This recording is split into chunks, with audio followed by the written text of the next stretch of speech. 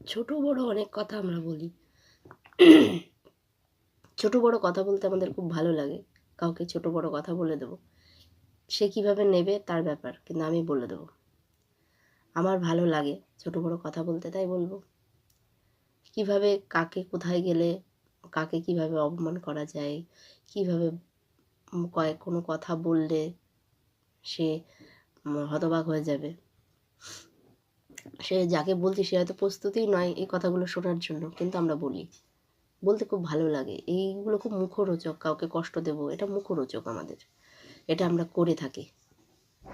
কিন্তু আমরা যদি এটা করে থাকি এটা সত্যি ঠিক না। কারণ আমরা কাউকে যখন কোনো কথা বলবো, দ্বিতীয়বার ভেবে নেওয়া উচিত কথাটা যখন বলছি তার কেমন লাগছে।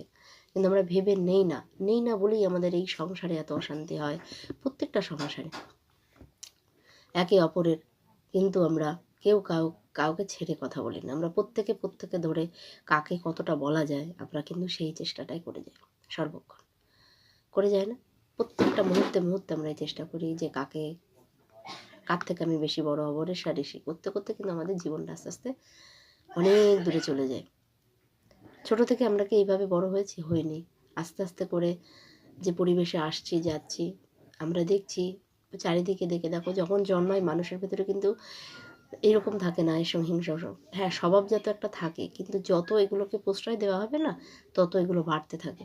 তাই চেষ্টা করবো আমরা যেন ভালো সঙ্গে মিশতে পারি, যাতে আমাদের এই রাগ হিংসা এগুলো আস্তে আস্তে করে চলে যায়।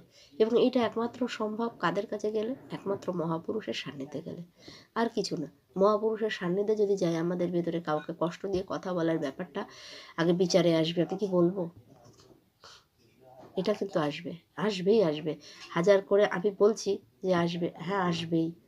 যখনই দেখবে যে অন্যকে কষ্ট দিয়ে কথা বলে যদি ফেলি, পরে গিয়ে অনুতাপ হবে, এগুলো হয় কখন? সেই মহাপুরুষের সান্নিধ্য করলে।